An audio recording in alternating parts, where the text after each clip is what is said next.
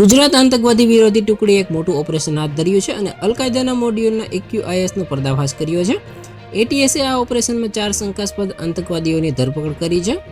ધરપકડ કરાયેલા આ 4 આતંકવાદીઓ 20 થી 25 વર્ષની ઉંમરના છે અને જાણવા મળ્યું છે કે આ આતંકવાદીઓ ભારતમાં મોટા લક્ષ્યો અને મોટા સ્થળો પર હુમલો કરવાની જવાબદારી સોંપવામાં આવનાર હતી.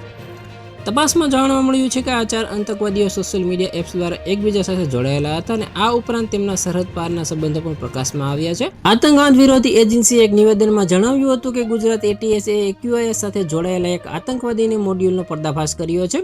આ પ્રતિબંધિત આતંકવાદી સંગઠન સાથે સંકળાયેલા 4 લોકોની ધરપકડ કરવામાં આવી છે. ATS આ કામગીરી વિશે વધુ વિગતો પછીથી આપશે.